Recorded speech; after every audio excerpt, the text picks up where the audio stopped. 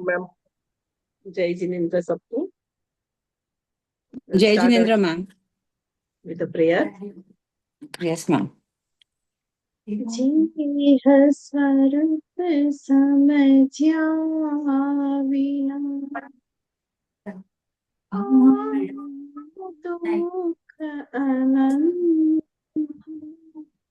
समझाव्यो ते पद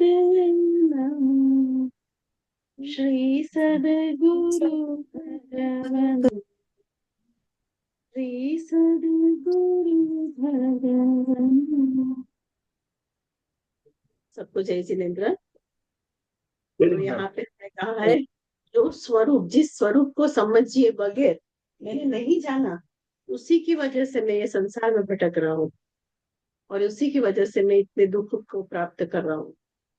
तो जिन्होंने इसको समझा है, मतलब जिन्होंने आत्मा का साक्षात्कार किया है, आत्मा की प्राप्ति की है, ऐसे सारे गुरुओं को मैं वंदन कर।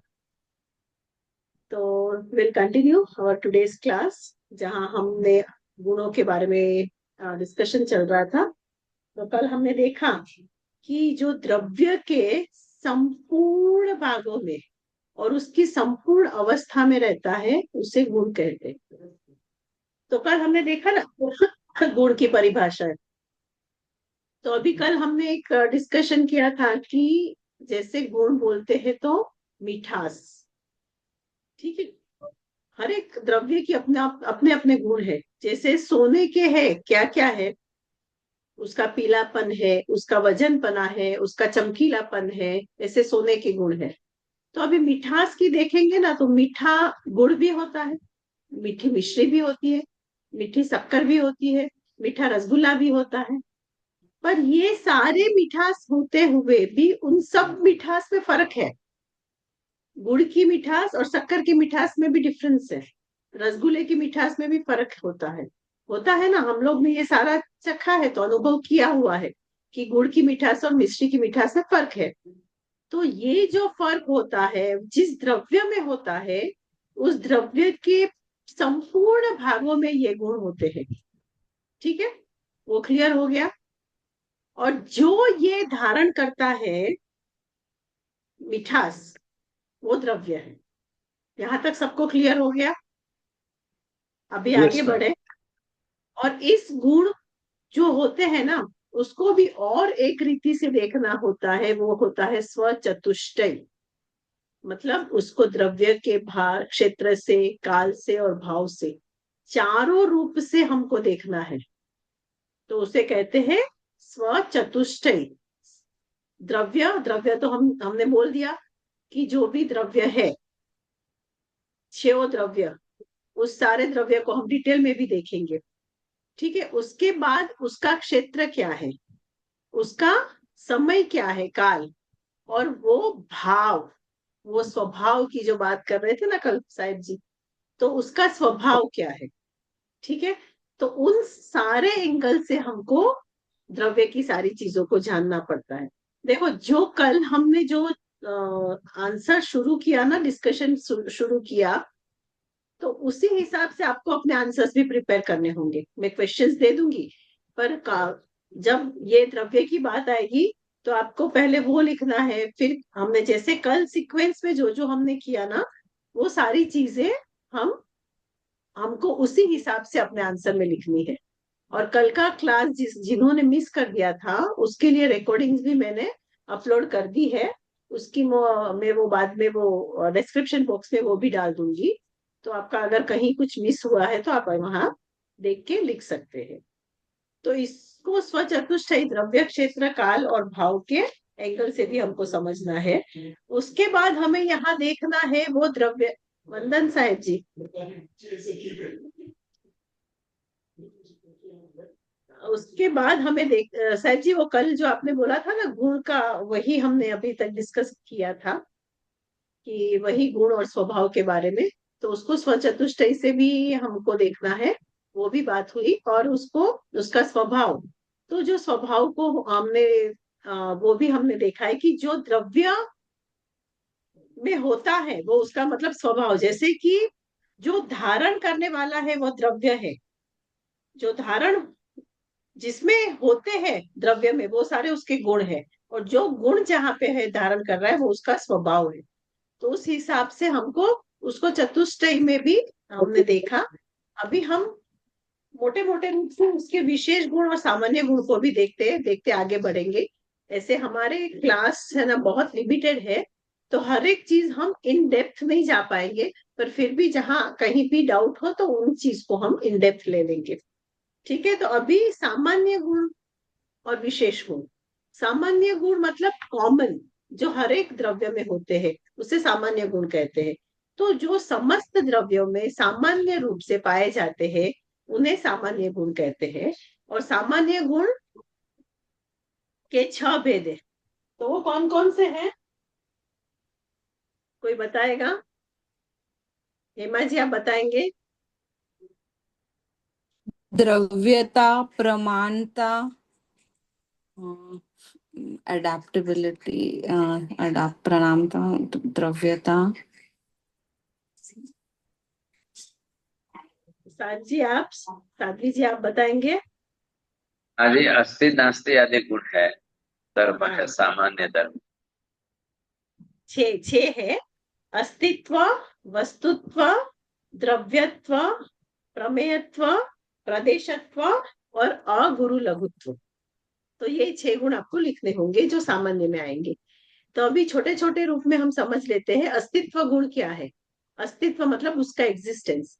तो जो द्रव्य का वो गुण है जिसके कारण द्रव्य का कभी विनाश नहीं होता है, उसका अस्तित्व एग्जिस्टेंस हमेशा रहता है। दूसरा है वस्तुत्व गुण। तो द्रव्य का वह गुण है जिसके कारण वह कोई ना कोई अर्थ क्रिया करता रहता है। जैसे घट की क्रिया जल धारण करना, घट मतलब पॉट, घड़ा, तो उसका वस्तुत्व गुण क्या? द्रव्यत्व और वस्तुत्व में क्या फर्क? द्रव्यत्व और वस्तुत्व में कोई ज्यादा फर्क?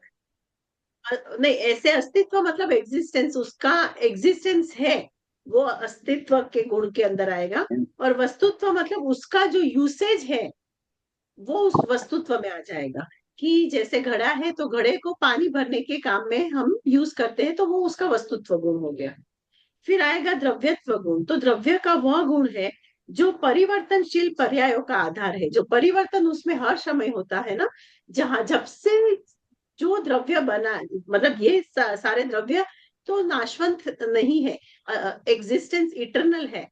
पर जो कोई भी वस्तु बनती है, फॉर एग्जाम्पल कोई भी टेबल बना, तो वो जिस समय बना उसके बाद में जो उसकी अंदर अर्थ क्रिया संपन्न वो सारी चीजें होती है, तो वो उसका उसमें जो परिवर्तन होते रहता है इस समय, उसको द्रव्यत्व गुण कहते हैं। फिर नेक्स्ट आएगा प्रमेयत्व गुण। तो द्रव्य का वह गुण है जिसमें वह जाना जाता मैं है। यही हाँ साहब जी। मैं यही पूछना चाहता हूँ कि द्रव्यत्व में और वस्तुत्व में क्या अंतर रह गया? एक ही बात नहीं होगी? अस्तित्व में और द्रव्य वस्तुत्व में ना, नहीं नहीं, द्रव्यत्व में और वस्तुत्व में। वहां पे अर्थ क्रिया हो रही है वस्तुत्व में, और वो अर्थ क्रिया होने के कारण वो घट की क्रिया जल धारण करना, तो ऐसे वो वस्तुत्व का उसका जो गुण बताया ना, वो वो गुण को वहां ज्यादा महत्व दिया है, और उसके तो एग्जिस्टेंस को अस्तित्व में बताया है। नहीं नहीं, वो मैं वस्तु है। द्रव्यत्व और वस्तुत्व, द्रव्यत्व और वस्तुत्व, मैं अस्तित्व नहीं कह रहा हूँ। अस्तित्व अच्छा तो अच्छा अच्छा। बरोबर है, द्रव्यत्व हाँ और हाँ हाँ। द्रव्य तो मतलब उसकी जो अंदर जो अर्थ क्रिया जो संपन्न हो रही है ना, उसको भी वहां वस्तुत्व के रूप में वो बताया कि उसकी वस्तु का यूसेज क्या है। और द्रव्यत्व में भी वह गुण जो परिवर्तनशील जो होता है ना, पर उसकी पर्यायों के एंगल से वहां समझाया, वहां उसके यूसेज के एंगल से समझाया और यहाँ उसके पर्याय के एंगल से समझाया द्रव्यत्व में। और भी इसको डिटेल में हाँ एक सेकेंड, बोलिए दीपाली जी। मतलब साहिब जी को ये ना, तो वस्तुत्व मतलब फंक्शनैलिटी और द्रव्यत्व मतलब चेंजेबिलिटी। वही तो पर्याय पर्याय वो उसको चीज। बोलते हाँ, पर वही आप समझा रहे थे, मतलब एक सिंगल वर्ड में, मतलब ऐसे हाँ, हैं। तो तो वो साहिब जी वो को सब आता है, वो हमारी परीक्षा ले रहे हैं। अच्छा। नहीं नहीं नहीं, आप गलत मत समझिए, नहीं तो मैं नहीं पूछूंगा। नहीं नहीं नहीं नहीं, ऐसा कुछ नहीं है साहब जी। मैं सोची आप आप। गलत मत समझिए। हाँ मतलब मैं वस्तुत्व में वस्तुत्व वही हुआ कि वस्तुत्व उसका जो यूसेज है ना, उसका वो किस चीज के लिए यूज हो रही है वो वस्तुत्व में, और द्रव्यत्व में उसकी पर्यायों के बारे में बात चल रही है। मैं वही कह रहा हूँ, अर्थ क्रिया कारित्व द्रव्यत्व में और वस्तुत्व दोनों में घट सकता है, मेरा ये कहना। हाँ हाँ हाँ हाँ, ऐसे दोनों में घट सकता है, पर खाली दोनों को समझने का एंगल अलग है। फिर प्रमेयत्व, तो द्रव्य का जो गुण है जिससे वह जाना जाता है, उसको जानने की शक्ति हम में है, पर वो जाना जाना चाहिए, वो प्रमेयत्व गुण की वजह से। और प्रदेशत्व गुण मतलब कि द्रव्य का वो गुण है जिसके निमित्त से द्रव्य का कोई ना कोई आकार बना रहता है, उसका प्रदेश, उसका आकार समझाता है। और अगुरु लघुत्व मतलब जो द्रव्य का वो गुण है जिसके कारण वो अपने स्वरूप में अवस्थित रहता है, और इस शक्ति के निमित्त से द्रव्य की द्रव्यता कायम रहती है। मतलब हम ये कह सकते हैं कि एक द्रव्य दूसरे द्रव्य रूप नहीं परिणमता, एक द्रव्य दूसरा द्रव्य नहीं कन्वर्ट नहीं हो जाता, और एक गुण दूसरे गुण रूप नहीं परिणमता, और एक द्रव्य के अनेक या अनंत गुण बिखर कर जुदे जुदे भी नहीं होते हैं। जो उसके गुण है वो उसी में रहते हैं, और एक द्रव्य दूसरे द्रव्य रूप या एक गुण दूसरे गुण रूप भी नहीं होता है, तो क्योंकि उसमें पुद्गल में अगुरु कैसे लग। घटेगा? पुद्गल में कैसा है? कैसे घटेगा पुद्गल में कैसे घटेगा? सामान्य द्रव्य गुण है ना, तो पुद्गल भी तो द्रव्य है, तो सामान्य रूप से तो हाँ, पुद्गल तो में भी उसका जाना चाहिए। पुद्गल का जब हम करेंगे उसके अलग है, तो उसका जब हम करेंगे तब उसमें वो पूरा लगाएंगे। अभी ये नहीं, सामान्य सामान्य सामान्य गुण है ना, तो सामान्य गुण सभी में द्रव्य में घटने चाहिए ना। तो उस द्रव्य के उसमें गुण तो है ही ना साहब जी। तो गुरु लघु है ना, अगुरु लघु नहीं है ना पुद्गल। हाँ, पर ये बेसिक नहीं, पुद्गल में अगुरु लघु नहीं नहीं आएगा, पर वो भी हम डिस्कस करेंगे जब पुद्गल के बारे में डिटेलिंग में कर रहे हैं। अब एक एक चीज सेट में करेंगे। फिर विशेष गुण की जब बात होती है तो जो गुण सर्व द्रव्य में विशेष रूप से हो, मतलब जो कॉमन नहीं होते हैं, उसे विशेष गुण कहते हैं। तो वो विशेष गुण जो होते हैं ना, प्रत्येक द्रव्य का अपना होता है, विशेष गुण अलग अलग है। उसमें जो बताए गए हैं वो 16 प्रमुख होते हैं। तो जैसे हमने बोल दिया, दान, दर्शन, सुख, वीर्य, रस, गंध, वर्ण, मतलब यहाँ पे देखो, जो गुण बताए हैं ना वो विशेष है पर्टिकुलर चीज में।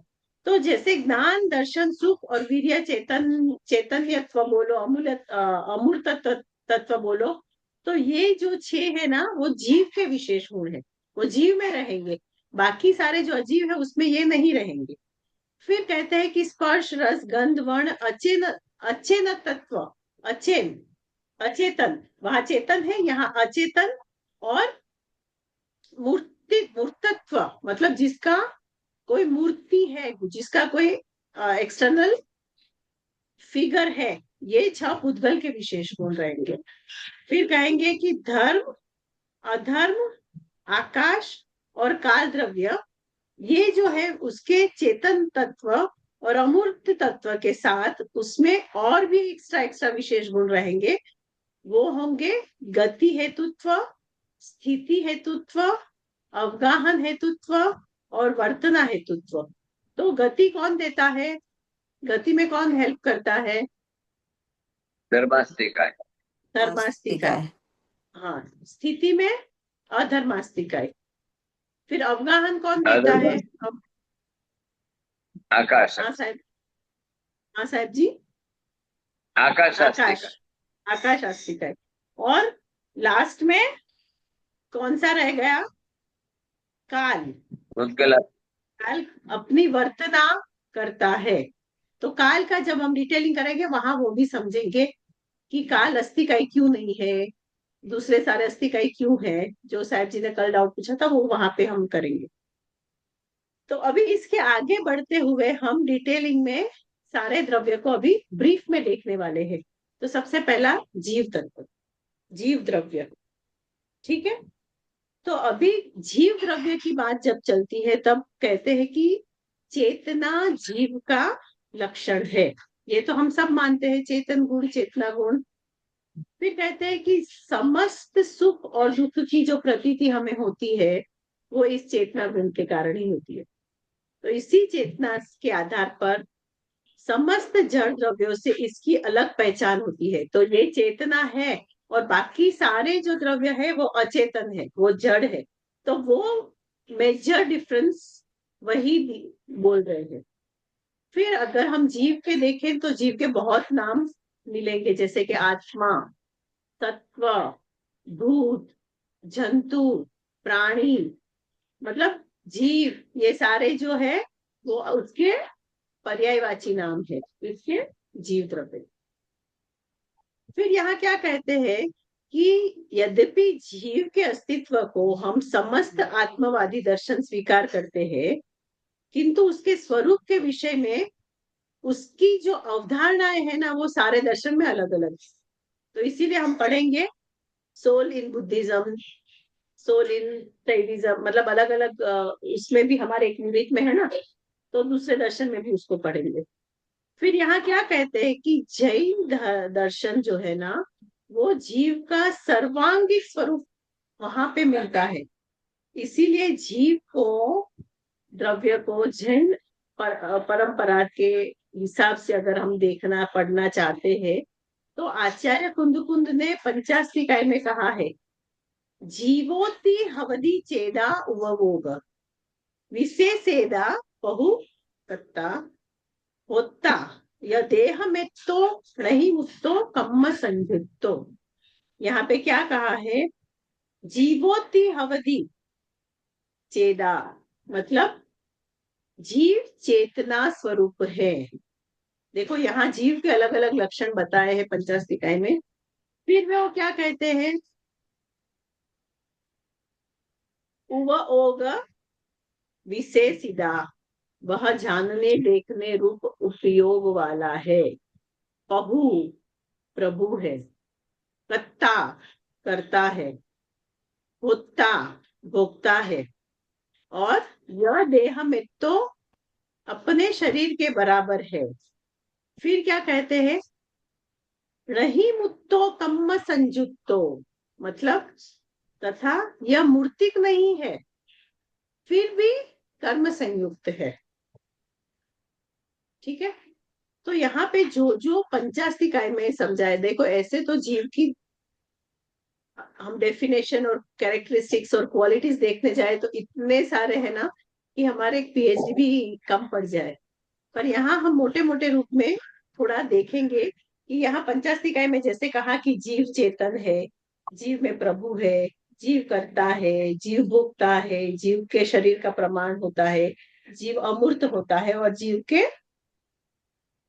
कर्म संयुक्त होता है संसार में जब जीव होते तो ये सारी चीजों से हम उसको समझने की कोशिश करेंगे, क्योंकि यहाँ हमने पंचास्तिकाय का कोटेशन लिया है।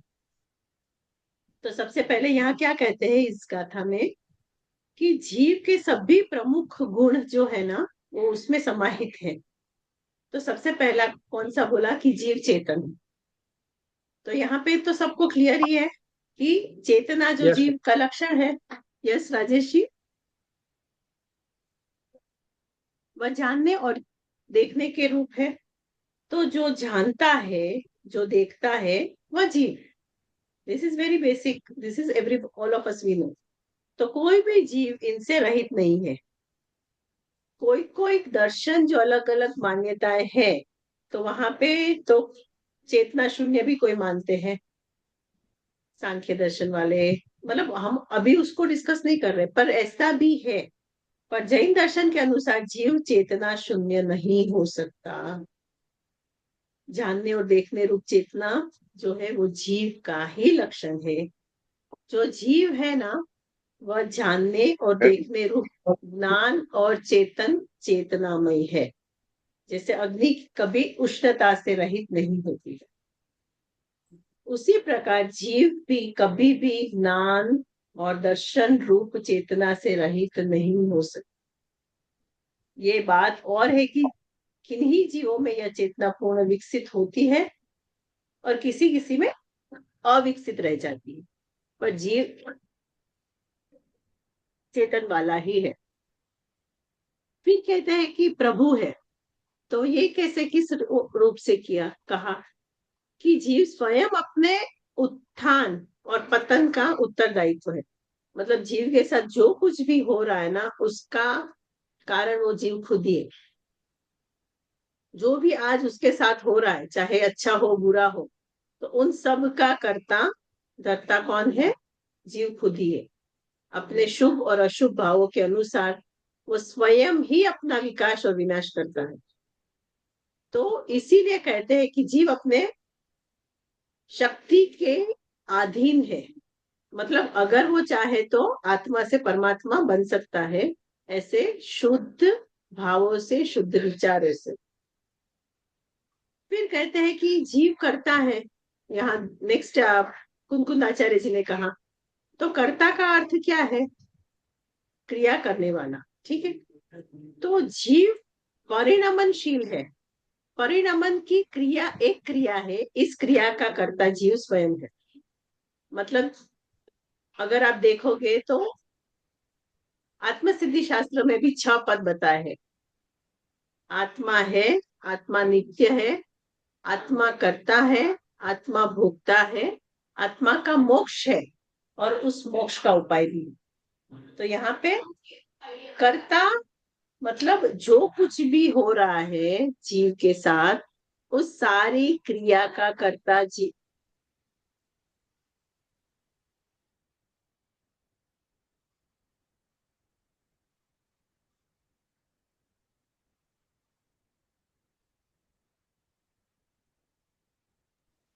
उस सब का कर्ता जीव खुद ही है।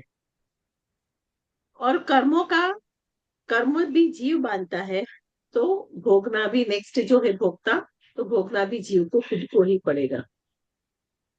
तो सुख और दुख रूपी जो कर्म फल मिलते हैं और अपने आत्मा के आनंद स्वरूप जो चैतन्य भाव का भोगता है, वो भी जीव खुद ही है।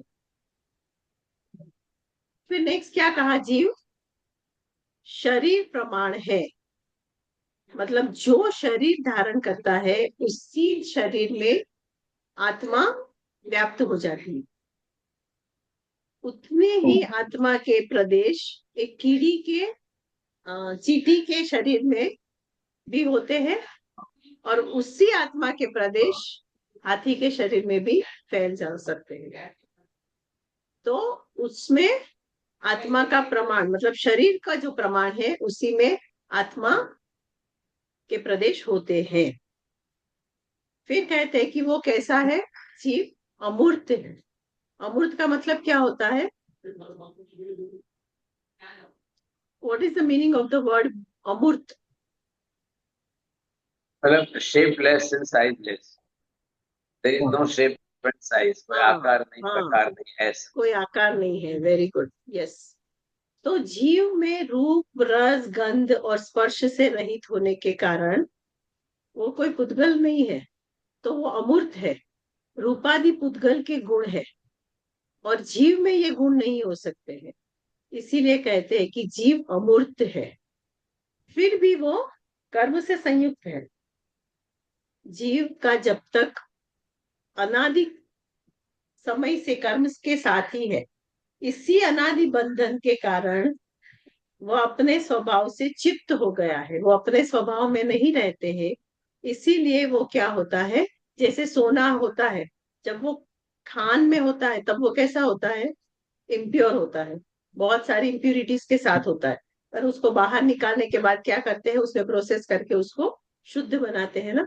तो वैसे ही आत्मा जब संसार में है, कर्मों से संयुक्त है, पर सम्यक दर्शन ज्ञान चारित्र की आराधना करके वो क्या करता है? तपश्चर्या के बाद शुद्ध हो सकता है। मतलब आत्मा परमात्मा बनने का जो प्रोसेस है वो पूरा वहां होकर वो कर्म से रहित हो सकता है, तो वही, वरना वो कर्म से संयुक्त है। तो इस प्रकार के जो सारी चीजें हैं यहाँ कुंकुंद आचार्य जी ने पंचास्तिकाई में बताई है। फिर क्या कहते हैं कि जीव के भेद, जीव के मुख्य दो प्रकार होते हैं, एक तो होता है संसारी और दूसरा मुक्त। ठीक है, तो कर्म सहित जीव जो है, अभी अभी जब हमने ऊपर बात की, वो संसारी है। तो संसारी जीव कैसा होता है, एक गति से दूसरे गति में जन्म लेता है मरता है, जन्म लेता है मरता है, अपने कर्मों के अनुसार उसे वो गति मिलती है, और वहां अपना जीवन जब व्यतीत कर रहा है तब दूसरे नए अनंत कर्मों को बांधता है और वापस मर जाता है। और जो अनंत कर्मों की सत्ता पड़ी रहती है उसके अनुसार वापस जीव को जन्म मरण चालू ही रहता है। तो कर्म रहित जो जीव होते हैं वो होते हैं मुक्त। तो ये जो जीव है संसारी, पर अगर सारे कर्मों का नाश हो गया तो वो जीव कौन से हो जाएंगे,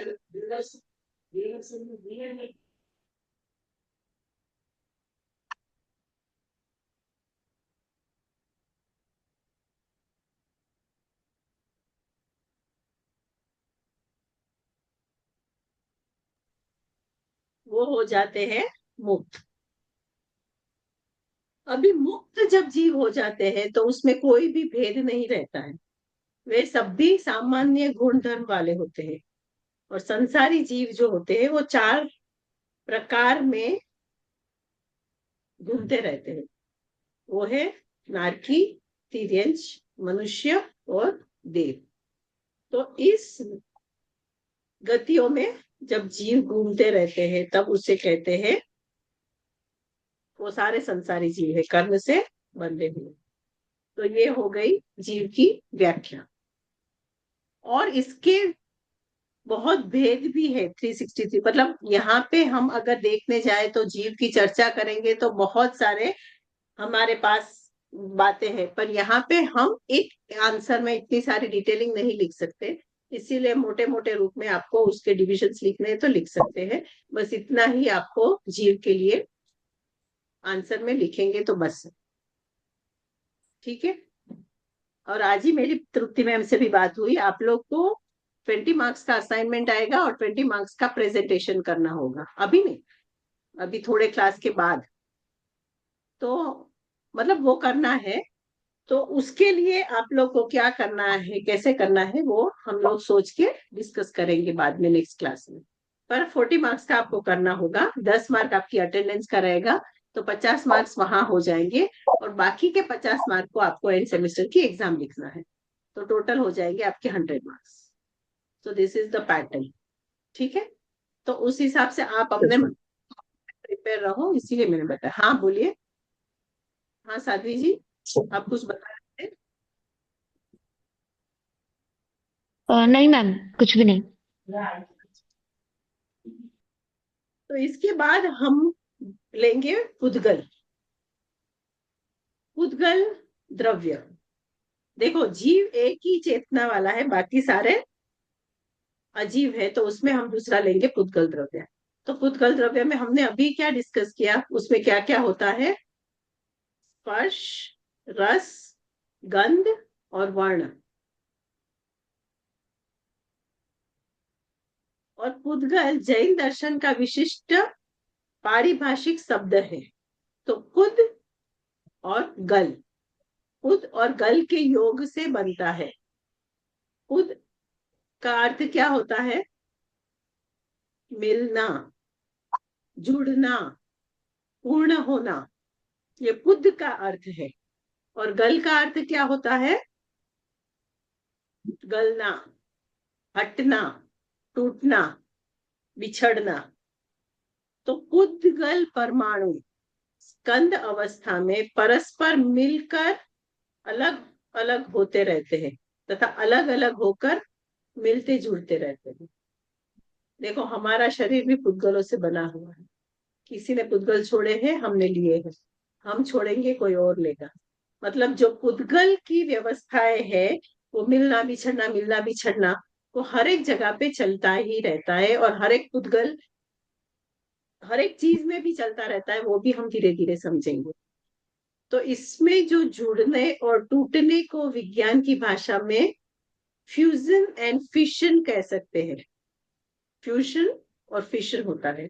तो 6 द्रव्य में एक पुद्गल ही ऐसा है जिसमें ये संशीलष्ट और विषीलष्ट, मतलब मिलना बिछड़ना ऐसा चलता ही रहता है।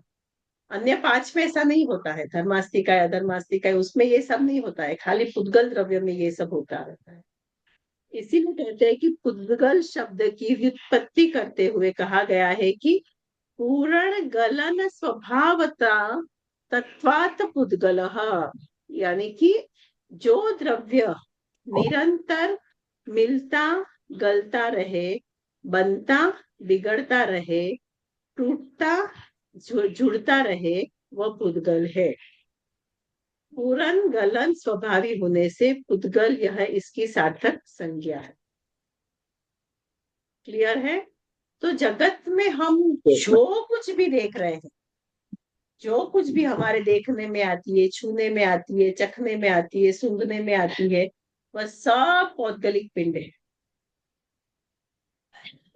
फिर आप इसे उसका नाम दो स्पर्श, रस, गंध, वर्ण, तो इसके विशेष ये गुण है, इसीलिए इसे रूपी या मूर्तिक कहते हैं। हम उसको देख सकते हैं, उसका कोई शेप है, उसका आकार है, उसका टेस्ट है।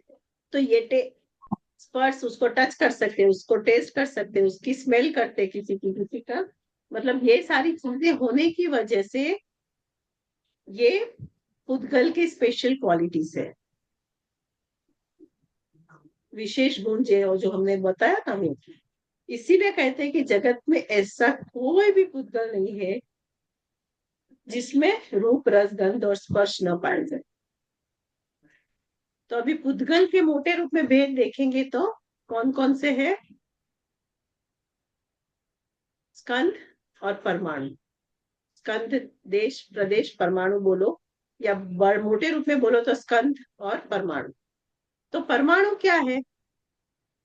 पुद्गल की सूक्ष्मता से सूक्ष्म इकाई परमाणु है। यह पुद्गल की स्वाभाविक अवस्था है, इसका अविभाज्य और अंतिम है, अंश है।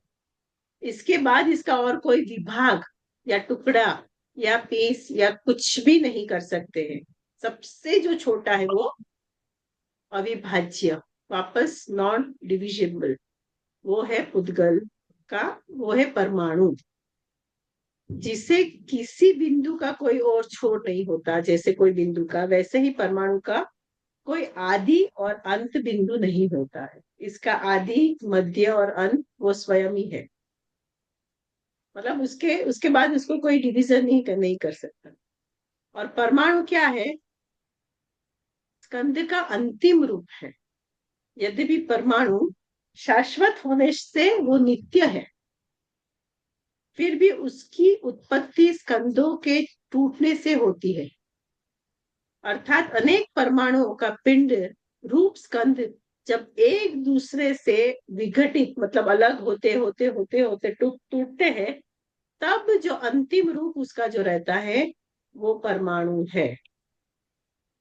इस दृष्टि से कह सकते हैं कि परमाणु की उत्पत्ति भी मानी गई, पर ये एक प्रदेश ही होता है। प्रदेश आकाश को मापने की सूक्ष्मतम इकाई है। प्रदेश मतलब हम क्या बोल सकते हैं कि सबसे छोटा, सबसे सूक्ष्मतम जो पार्ट है वो प्रदेश है। तो आकाश के जितने हिस्से को एक पुद्गल परमाणु घेरता है वह प्रदेश है। तो वैज्ञानिक जिस परमाणु के अनुसंधान की बात करते हैं ना, तो जैन दर्शन के अनुसार वह अनेक परमाणुओं से संगठित है। उसको तो हम स्कंद बोलते हैं, जो विज्ञान बोलता है ना, क्योंकि उसमें वो लोग क्या बोलते हैं, वो मॉलिक्यूल्स।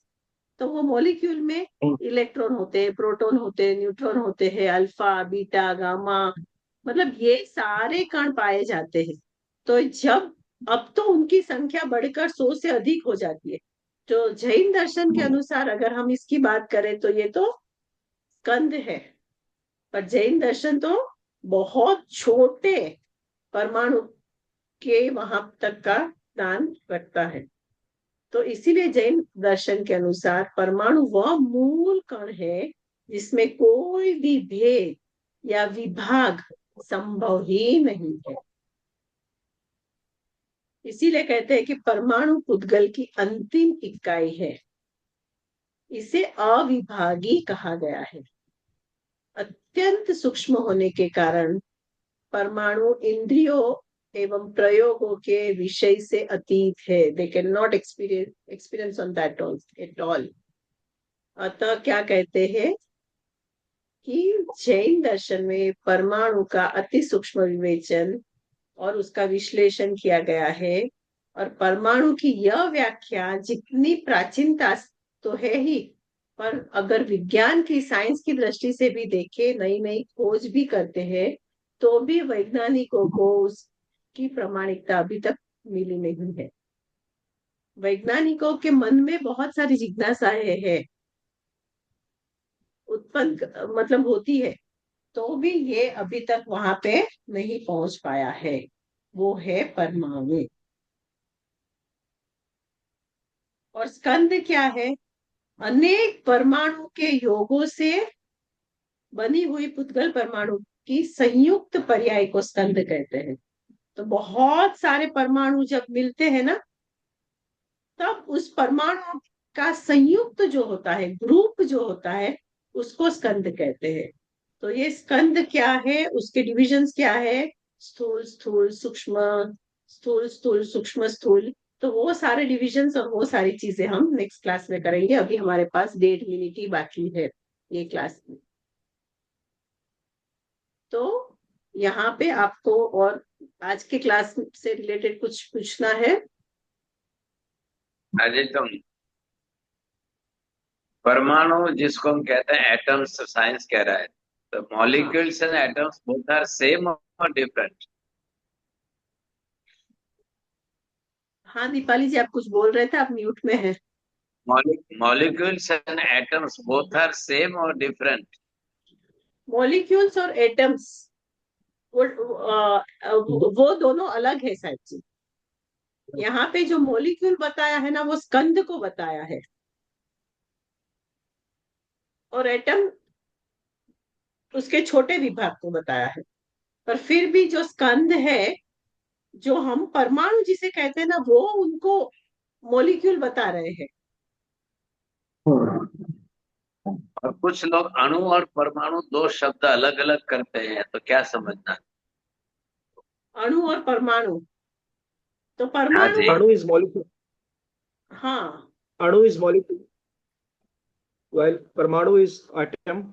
और जैन दर्शन साइंस में तो एटम का बहुत सारा भाग है, लेकिन जैन दर्शन में एटम मीन्स द लास्ट, उसके बाद कोई डिवीजन नहीं, जैसे मैम ने अभी बताया। मैं ये पूछ